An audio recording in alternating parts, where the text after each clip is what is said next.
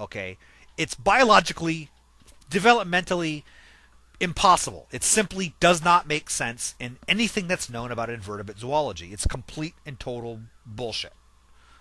It doesn't make any sense whatsoever, and I am really, really surprised that the authors I don't understand where they get it from.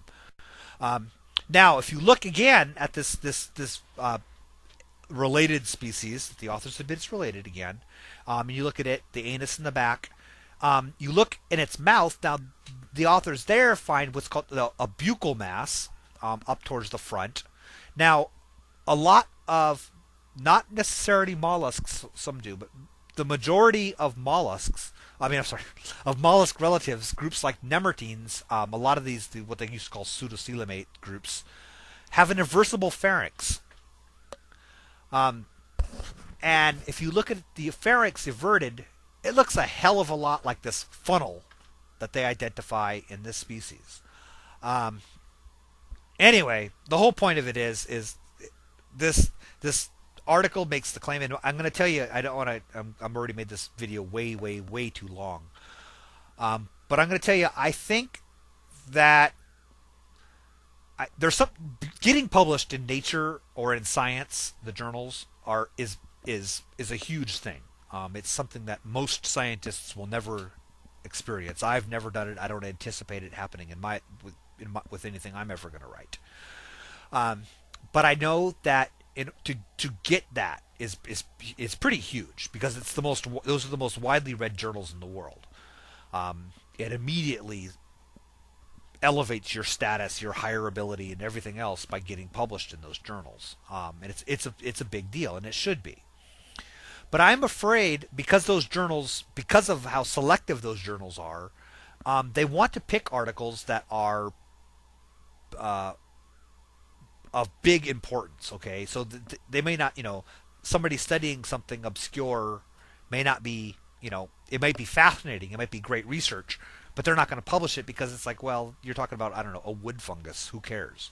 If you could say this wood fungus changes everything we know about protist evolution or something, then you suddenly made it big. And if you can tie your thing to something big, I think you increase the chances of gaining notice by the editors. And I don't mean that people are lying about things. I'm not trying to say that at all.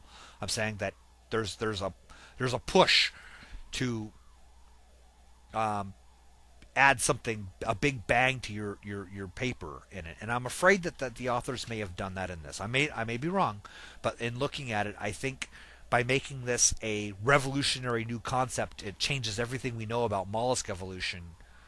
I can't see in the paper anywhere where that's supported by what else is known. And remember, as I said before, in biology, it's not enough to just change an existing theory. It's not enough to just propose a new theory. You have to be able to explain all of the data that the old theory explained. The old model of cephalopod evolution fits the fossils, it fits the molecular data, it fits the morphological data. If this one truly does upset all of that, you still have to explain what are these basal cyrtosome fossils? What are these helionicid fossils? What are they? What are these early nautiloids? What were they up to crawling around on the bottom? Why weren't they swimming around if they had a swimmer ancestor? Why did they lose it, and then regain it again, actually more than once? This ability to swim. It's a little problematic. And I'm just, I'm not sure. I mean, I could be way off. I could be wrong. I pretty much don't think I am. I think that there's some pretty important stuff being missed here. Anyway, okay, I'm going to stop now. This is 3 parts, way too long. So, all right, guys, take care. Thanks.